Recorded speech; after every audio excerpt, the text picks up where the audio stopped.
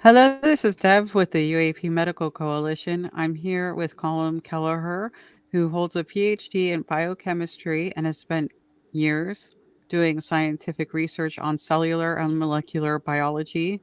Colm also worked at the Ontario Cancer Institute, the Terry Fox Cancer Research Lab, the National Jewish Center for Immunology and Respiratory Medicine, Prosetta, Bigelow Aerospace, and BIX.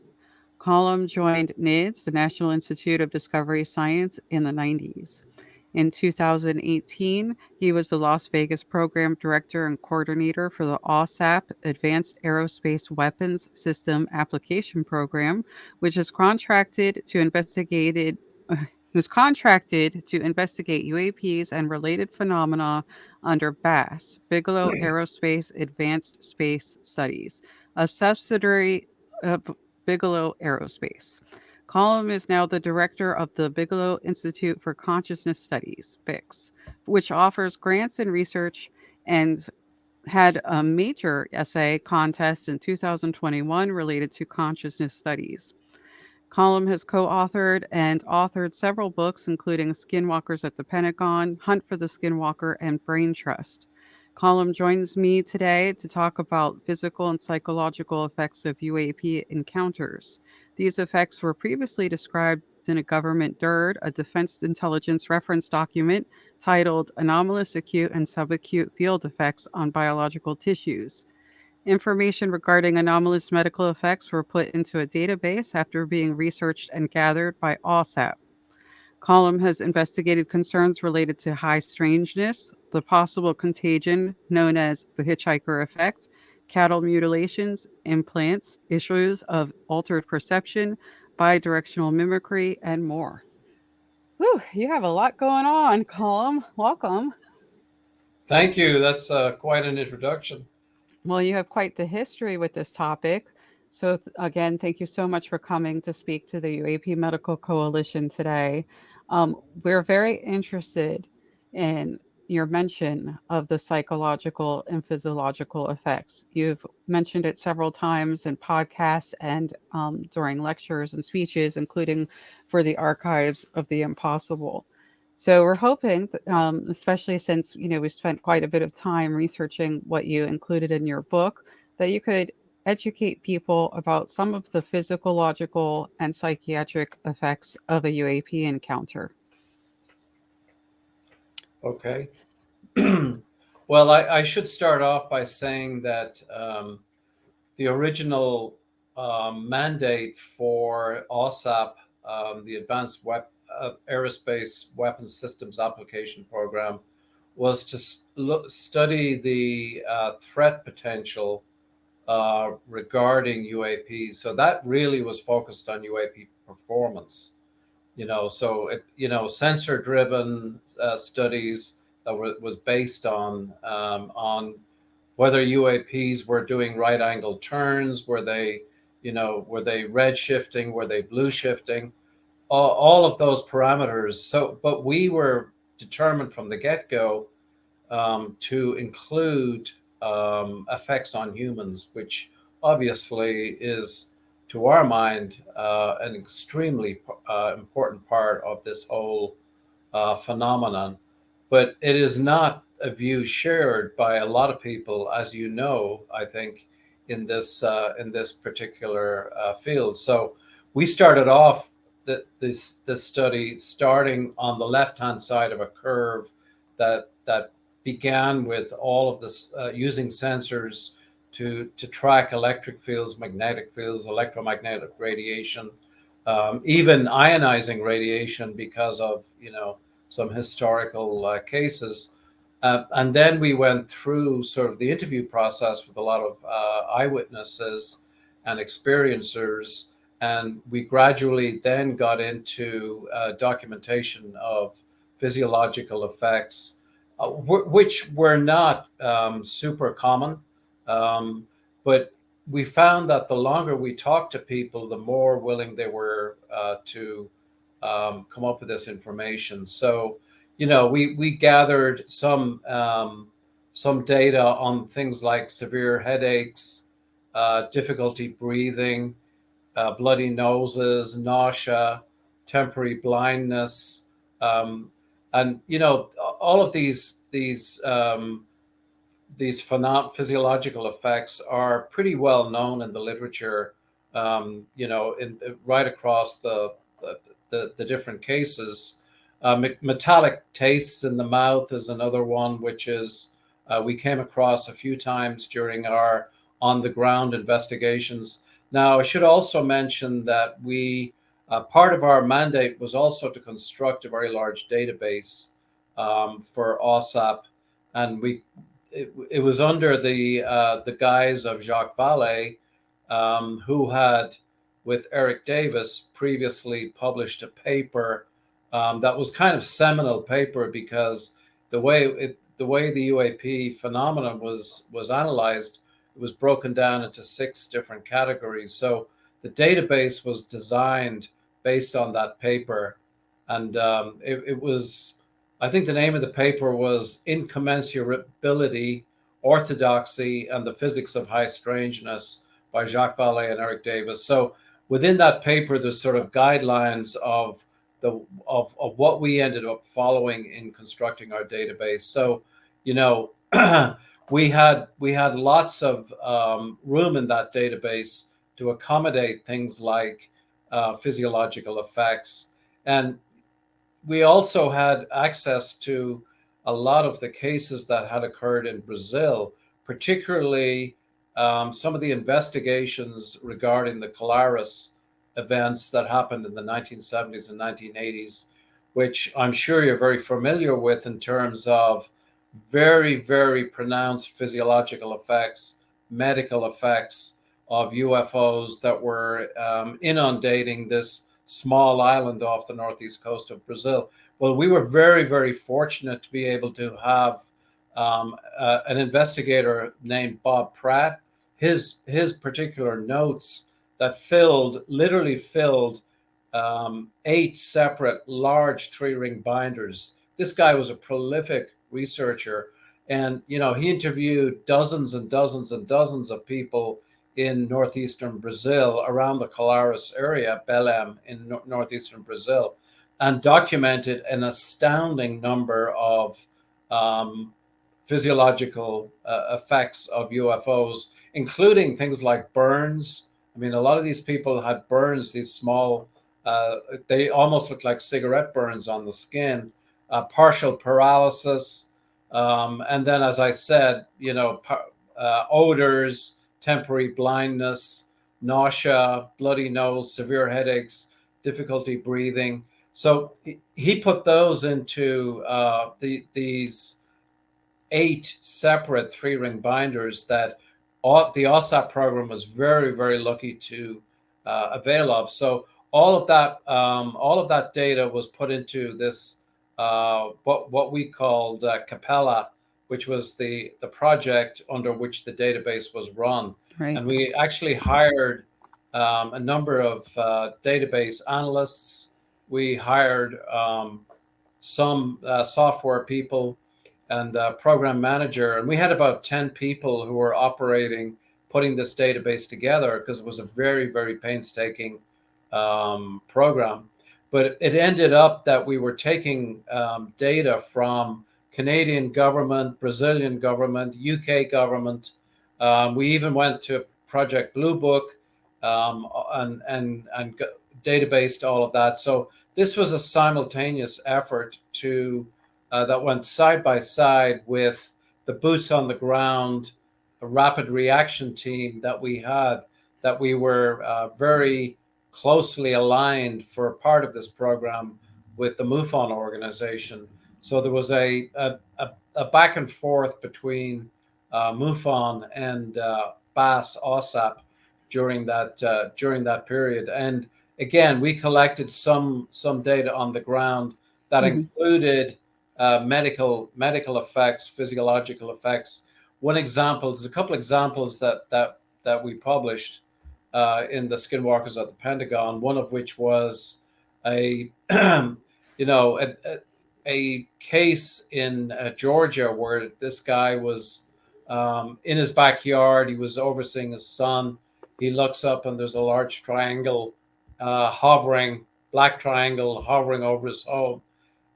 He tries to take cell phone photos of it and fails because it's basically black.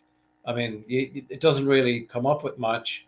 He went into his house, came back with a very large, powerful flashlight, and lit up the bottom of this triangular craft with a flashlight. Immediately, he did this from one corner of the triangle. This very intense blue beam shot down and enveloped him to the point where he turned away to protect himself. And so, as he was turning away, he started feeling burning. So he got indoors as quickly as possible, watched this object for a while, and then it just kind of disappeared up into at rapid acceleration. But he started feeling headache. He started feeling nauseous. By the following morning, he woke up with a metallic taste in his mouth. Within a few days, probably less than a week, a lot of the hair from the back of his neck and the back of his head were, gone. So he was losing hair. So there was some indication or overlap of these symptoms with, radiation effects, which we had a couple of doctors, MD, PhDs actually, who were on retainer as part of the AAWSAP program. So we were able to dispatch one of these guys out to the East Coast and spent a lot of time with this particular guy. Over time, he developed a lot of symptoms, a lot of blood samples taken over time. He had a rash of these tumors that were sort of initially diagnosed as Castleman's disease and then evolved later into, luckily they were always benign, so he never came down with cancer. But we have seen that in other cases. So that kind of gives you a flavor of the physiological, some of the physiological effects that we investigated. Um, Right. So I actually noticed, and doing research for this interview, that there were quite a few doctors taking a look at these. So it wasn't the case that it was just one doctor making an assessment, but multiple doctors were assessing what was going on. And I, of course, have read Skinwalkers at the Pentagon, and there were cases that involved cancer and radiation burns and so on in there as well. Right. right. In the case of Brazil, I'm also aware that doctors were involved, and I think a lot of people need to pay attention to that particular case with Colares and the fact that there's medical records. So I think there's multiple incidents of injuries and so forth with that. So Shane, who is also a member of the UAP Medical Coalition, wanted to ask if you thought it might be intentional that these injuries were maybe intentional, or if it was maybe perhaps a secondary effect of an encounter. Um, if there was maybe a purposeful intent, like if anyone felt like that might be a threat. Well, one of the reasons that we were pretty interested in the Colares series of events was, well, there were several reasons, but number one, it was over an extended period of time. Multiple months were involved, so there was a plethora of different objects, UFOs, that were seen by dozens, if not scores of witnesses over time, and some of these individuals actually reported to, as I said, Bob Pratt, but also others, because we had a team in Brazil too. We dispatched a team from AAWSAP to Brazil. We didn't go to Colares, but we went to Fortaleza, which is also in the northern part of Brazil. But bottom line is that there was a lot of reports that these people, some of them were hunting deer at night, so that they would spotlight deer and hunt them that way. But it turned out that the objects would fly overhead and shine lights down on these hunters who were trying to hunt the deer, and they turned into the hunters became the hunted. And so quite a few of these people got severe burns on their skin. And it was, as you mentioned, there was a local doctor there that did take a lot of blood samples, and she actually reported a lot of people getting injured from these UFOs. And I should add, a lot of different sizes and shapes. There didn't Mhm. seem to be, a particular quote unquote type of craft. There was a lot of triangular shapes, documented boomerang shapes, and then these small orbs, and then metallic discs. So it seemed like for that period of time, that several month period of time, it was a very, very active location. And then, as I said, there was a lot of different injuries. One other reason we were interested in this whole series of events was that the Brazilian Air Force intelligence got wind of it, and they dispatched a team to a nearby beach, and they spent many months photographing and filming this UFO activity. So there was data that we were trying to get our hands on in terms of what the Brazilian government, Brazilian Air Force intelligence had accumulated over time. And unfortunately, we were never during the 27-month period of this program, we were never able to get that data. But according to multiple reliable witnesses, a lot of data was captured during that period of time. And like I said, Bob Pratt has been there on the ground. Jacques Vallée was on the Mhm. ground in Brazil. Also, did a lot of interviewing of these people. So the picture that was accumulated, just to answer Shane's question, is that um, we thought that this was an unusually hostile series of actions by a lot of different UFOs on humans. That it did seem it went way beyond this whole idea of being in the wrong place at the wrong time. There Mhm. was intent, and there was a deliberate intent in some cases in terms of injuring these people. And I think Bob Pratt actually did write a book about it. But his original notes and typewritten summaries were enormously detailed and enormously useful when we were constructing this picture of what had happened at Colares Island. And it turned out that he named a lot of names. He talked to a lot of the military witnesses that were there. So we were able to accumulate a lot of extra details on witnesses. Okay, so I have a couple questions regarding Brazil. The first is, since you were looking in Brazil, did you by any chance hear anything about Virginia and the alleged death of a person who came in contact with an alleged creature? Well, at the time, we had two teams in Brazil. One team of three people went to the north of Brazil. As I mentioned, we were tracking a series of very recent cases in the Fortaleza area, but we had a second team that also went to Brasilia, which was a lot further south than Fortaleza.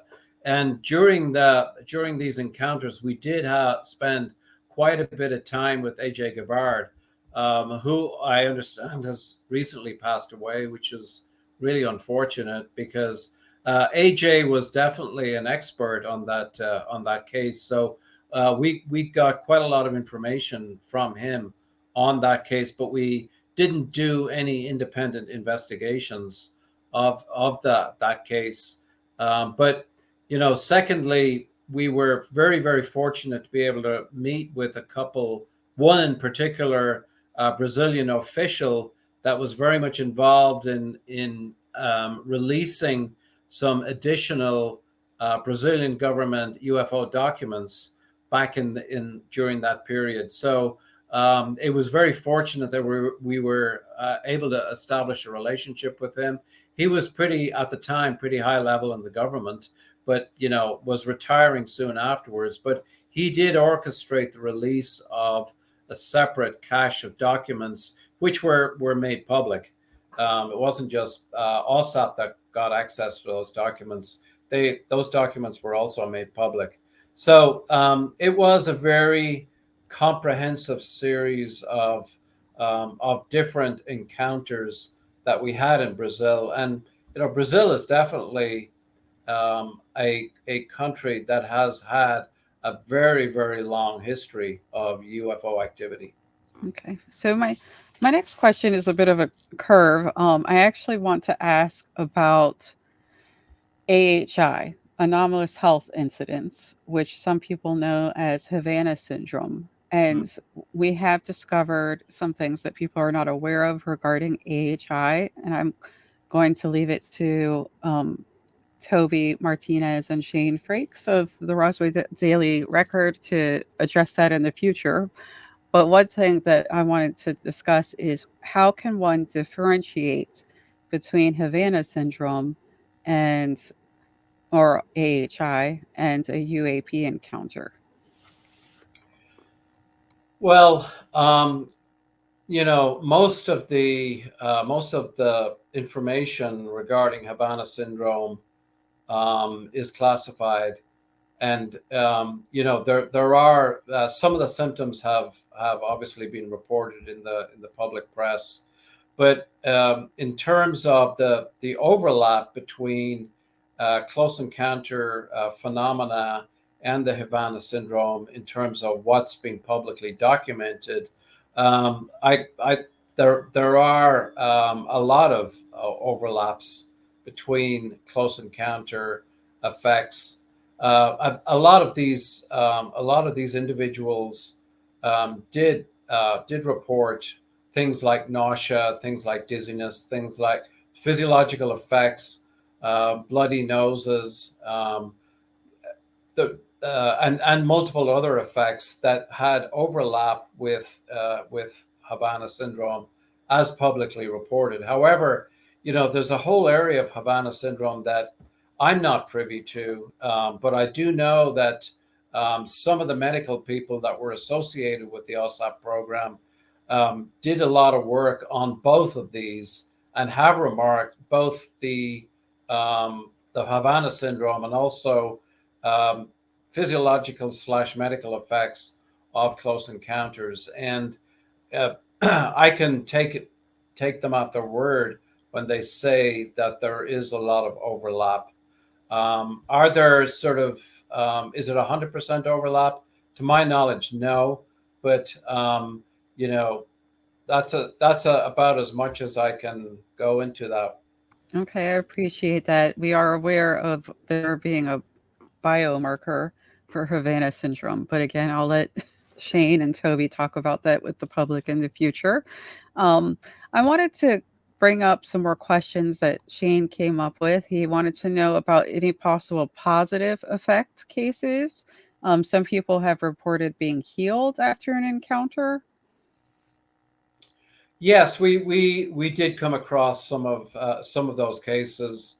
There was again, going back to Brazil, there was a really interesting case where this woman had Chagas syndrome, which is a parasitical infection that can really do a lot of damage to internal organs, including the heart.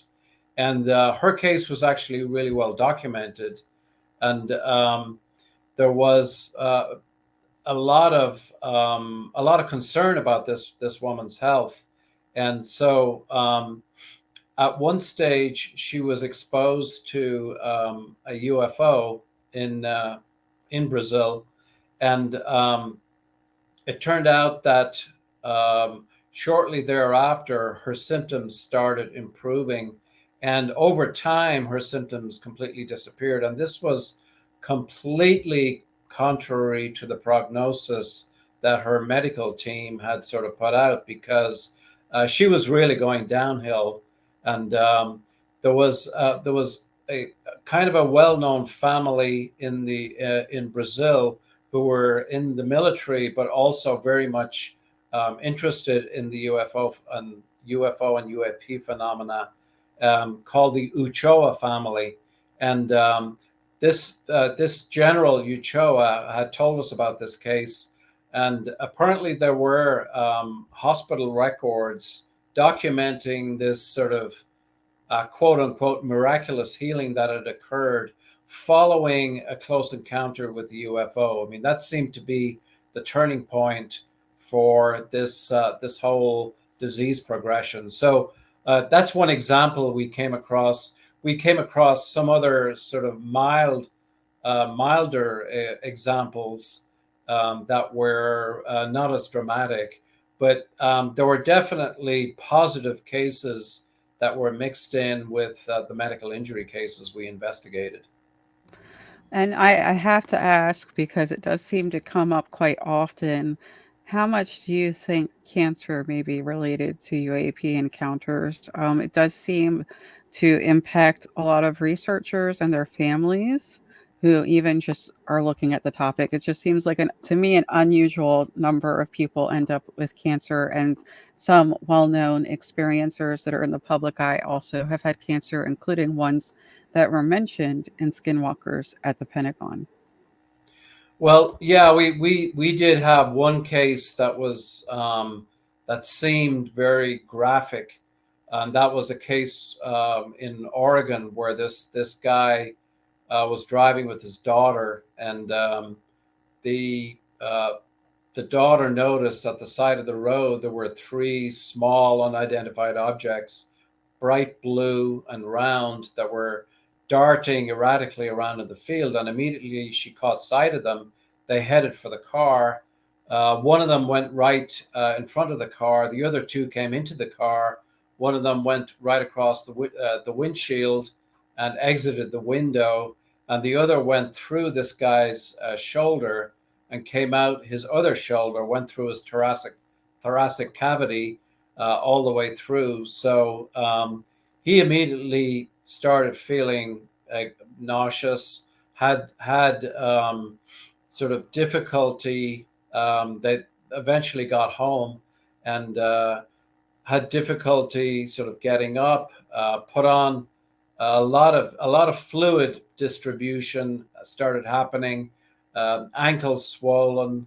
There was a lot of sunburn on the left hand side of his face where this object had come in through his left shoulder, and his ear started really having severe effects.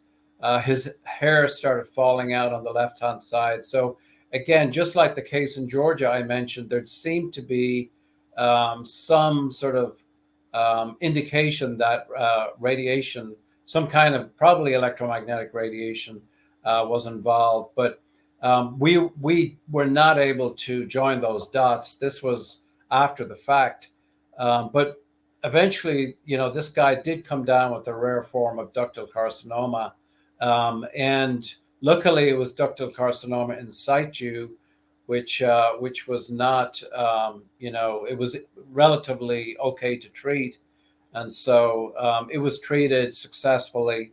And but it was seemed to be linked with the onset of these series of symptoms following this close encounter with UFO activity. And I should also mention that during that period, multiple blood samples were taken by the medical people involved in this case, and so you could see that the neutrophil and lymphocytes were spiking and going down. So the ratios, neutrophil lymphocyte ratios, were kind of all over the map during the progression of this whole thing. And then eventually this guy did recover. But there's a lot of other sort of immune parameters that were affected in different people that we allude to somewhat in the book, and that is following this really bizarre phenomenon that people who had been exposed to phenomena on Skinwalker Ranch went home, and then their locations 3,000 miles away were sort of exposed to a lot of different paranormal phenomena. Well, there was a lot of immune dysfunction associated with some of those family members, including, some of the classic autoimmune diseases like Sjogren's syndrome, Hashimoto's thyroiditis, lupus, Graves' disease, systemic sclerosis. So, there was a small number of these people, but there was a lot of different autoimmune diseases that erupted in these families. So, all of these were followed over the length of time of the program. But going forward, in my opinion, it is absolutely essential to have that capacity, have the capability in a program to be able to follow people month after month after month, because it's only by doing that you can get that kind of data. And we were only in business for 27 months, which is, for this kind of a program, is a ridiculously short period of time. The original period was supposed to be a five-year program, but because of some of these reports that started coming in, we eventually ended up submitting about 100 separate technical reports to the Defense Intelligence Agency, from which the funds were coming. And we combined technical reports with effects on people. Some of those effects were paranormal effects, and so these cases became quite controversial, because there was a school of thought that said that none of these effects should be documented in relationship to the UFO phenomenon. Well, I definitely want to talk about some of those paranormal effects. Shane as well is interested in that as well, because it does seem like quite a lot of people who have encountered UAPs come out saying that they have increased psi abilities. It's also worth noting that Gary Nolan has spoken about research at the basal ganglia, increase in the ability to intuit things, so to speak, seems to be a facet of this as well. So, do you have any thoughts about that? If there might be like a physical relationship, or it might just be an unknown relationship to psi ability? Well, it's very difficult to to establish a cause and effect there. I mean, there's certainly a correlation in terms of increased volume in the caudate putamen area of the brain that is associated with um, both experiencers and sort of high functioning, very, very high intellect people, and also people who have psi abilities. But you know, you've got to be able to distinguish between cause and effect here. And were these people being targeted, or were the effects as a result of the interactions? And I'm not aware that the data comes down firmly on either side of that, but I know that the data that Gary Nolan has, and also Dr. Christopher Green has, is pretty compelling. I've seen it, and there is no doubt that there's a very statistically significant, robust, very, very large increase in this area in uh, volume wise in the caudate putamen area of the brain, which is associated with executive functioning and associated with a lot of other, high functioning parts. So and also it is in these people with documented psi abilities. So, I mean, it's a very compelling hypothesis, and obviously the N needs to be, increased, but very compelling hypothesis. Actually, it's led me down a rabbit hole that I have to bring up since you do consciousness research now. I've been looking at brainwave states, and I found it really interesting how scientists say children are often in the theta brainwave state, and then deep meditators also reach theta wave. And then a lot of people are having encounters when they're doing things like driving, which would probably put them into the theta state. I wonder if there's a correlation there as well with the theta and these encounters. Yeah, I mean, there's also again, there's some sort of intriguing correlations, and I believe there's some indications of people with people who are having out of body experiences, or it.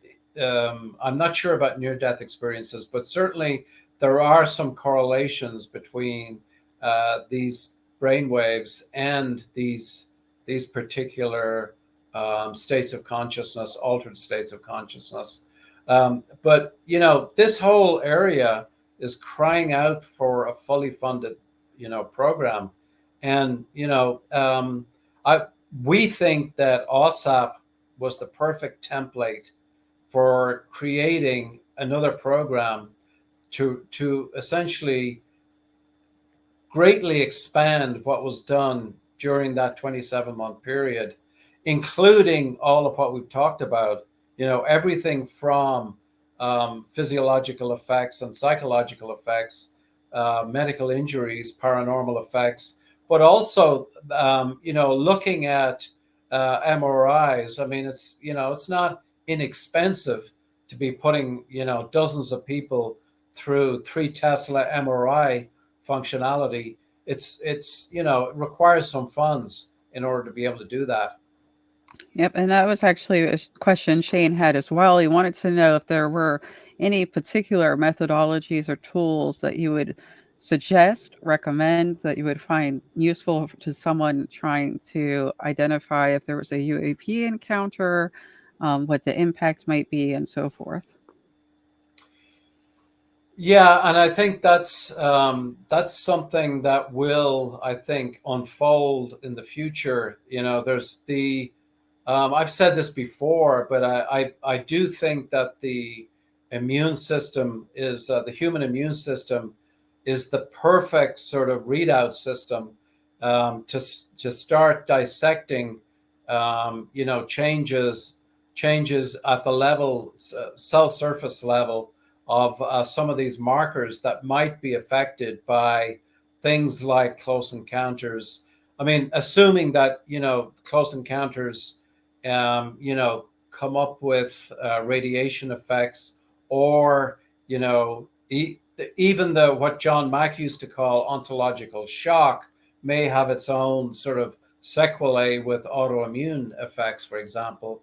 It's known now that there are some correlations and overlaps between very high stress levels over long periods of time and developing autoimmune symptoms. There was a classic study done in Israel after the Second Lebanon War, where I think almost 2,000 children were sampled, and the incidence of type 1 diabetes, which is an autoimmune disease, was correlated with the missile strikes on Israel as a result of that second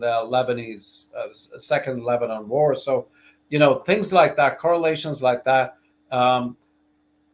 The UFO experience, the close encounter experience, is an extremely stressful experience, and the OSAP program and the NIDS program we never had sufficient people on staff in terms of psychiatric capabilities or clinical psychology, that were able to progress in that. And that's a gap that has to be filled further down the road. That the effects on people are very, very dramatic psychologically, as well as physiological. And, OSAP was not able to delve deeply into the psychiatric / psychological effects of UAPs, but that I think is an important part of this.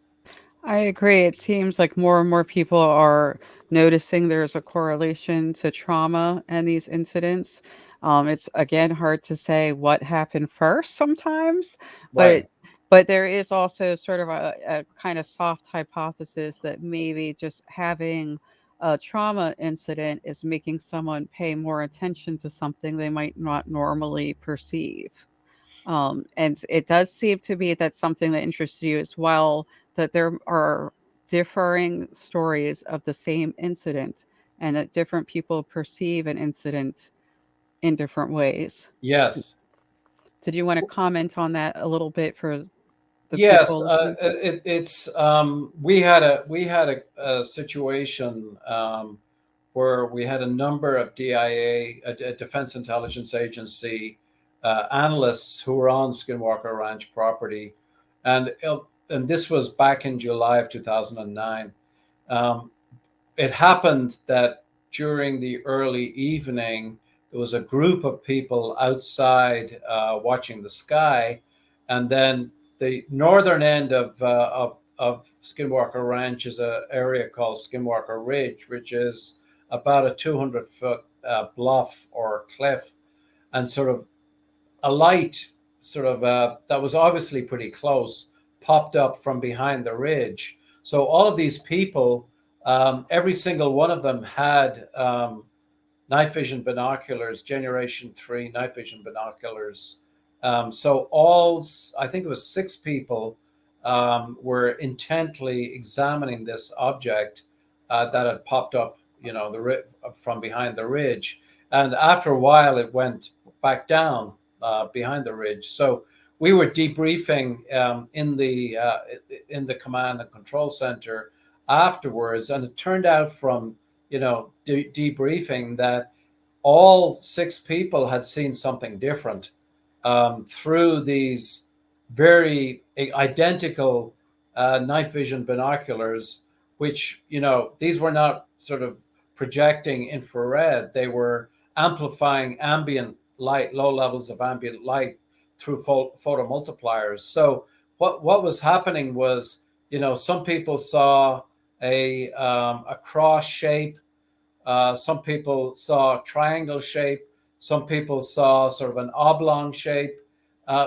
All 6 of them saw something completely different of this single object in the sky and through identical sets of technology. So how does that work? You've got light being amplified, low level ambient light being amplified, presumably through very similar mechanisms that through the photomultiplier tubes, and then impacting the human perceptual apparatus.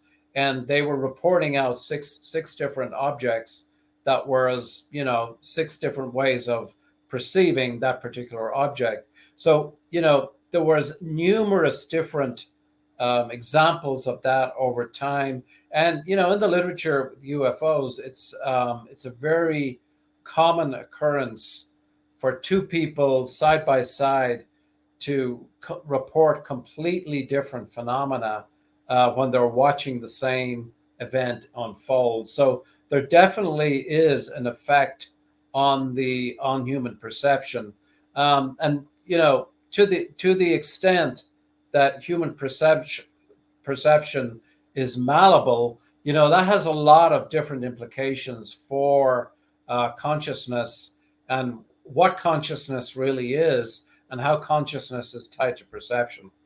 I imagine you've read some Donald Hoffman because Right. I certainly have. I'm trying to understand the nature of our reality Be- Yeah. because I it's think Donald Hoffman is really sort of he's got his finger on the pulse of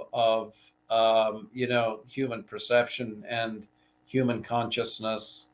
hmm. And um, I think his hypothesis is very compelling. Okay, so I know that we don't have a lot of time left and that you have something that you need to do. So I wanted to get to kind of a safety related question, actually. I know that you have been working or been a part of research related to cattle mutilation. I understand that there's evidence that some of that may be some project to check on, our food industry essentially. But what correlates with that sometimes is something about human mutilation. Unfortunately, this is sort of a dark topic. There's a rumor that there was a Blue Book report number 13 that touched on this as well. And I guess, Shane has been messaging me about mutilation for humans. And I just wanted to know if you'd heard anything related to that or if you could talk about that at all. Um, we've only seen sort of hints. We've never seen any real data on human mutilations. We've only been exposed to indirect evidence and sort of testimony from people, but there's no data whatsoever that I've been exposed to on human mutilations. Certainly heard the stories and all of that, and there's been sort of some photographs, but it's very very hard, to comment on something that is so sparsely reported and so sparsely, there's really, we were never exposed to sufficient data to make any kind of judgment on, even if this was associated with, cults or associated with sort of other religious practices, quasi religious Hmm. practices, or if they were part of homicides that were sort of, you know gone off the deep end. We just did not have any data that we could put our hands on. Right. I So mean, in contrast, the cattle mutilation phenomenon is was there was gobs of data. I mean, we during the National Institute for Discovery Science Day, we had, dozens and dozens of dead animals that we had a veterinarian on staff who was expert at performing necropsies, and we were able to contract a whole bunch of laboratories, contract analysis that went everything from histopathological analysis to biochemical analysis, chemical analysis, elemental analysis. So we were able to sort of define pretty pristinely, in our opinion, that sharp instruments were definitely used on these animals. Um, but we were never able to sort of nail down, apart from the hypothesis level, that that why these animals were dying and being carved up. I would love to know if anyone's ever tried to find out where that beef was going, if that was related to certain companies. Love to know that. But I had also recently found out that milk was a major concern, not just beef, regarding cattle and the food industry, because there was a lot of malpractice with milk when it was officially Right. coming out into the public. People were doing crazy things to milk. So I know that you have to go soon. I appreciate again so much that you came to speak to us. I just wanted to give you a minute to let people know where they could find more information about the work that you're doing and anything else that you wanted to say in this final moment to the people who need to know more about this topic. Um, well, I think I'm not trying to promote the book or anything, but I think Skinwalkers at the Pentagon is a good place to start in terms of the different types of research and different types of investigation that should be done, in our opinion, regarding a future UFO program. And, you know, I think going forward, we have AARO that is focusing mostly on the the sensor data that the Department of Defense has access to. But eventually, any program that is going to go forward really needs to focus also on effects on humans. It's you cannot study the UFO phenomenon. You certainly can't understand the UFO phenomenon without studying the effects on humans. Because I mean, you can have multiple different sensor arrays documenting red shifts, blue shifts, angular turns at extreme velocities, etc. Um, but you will never come down to a realistic answer on anything beyond performance. Luckily, the NDAA did say they were going to look at physiological effects, so I'm just waiting. I'm tapping my fingers and waiting for some of Me that. too. Yeah, I'd really like to know when that's going to happen. I know we're a little disappointed with Arrow at the moment. I'm also kind of looking forward to this book that is coming out by Scott Andrews that's supposedly going to be talking about Havana Syndrome and some psi impact and some other things. Very interesting stuff coming out in the public. But in the meantime, again, thank you so much, Colm. Hopefully, we'll get to speak again. Much appreciated. You're very welcome. It was good to talk to you. Okay. Thank you, everybody, for listening.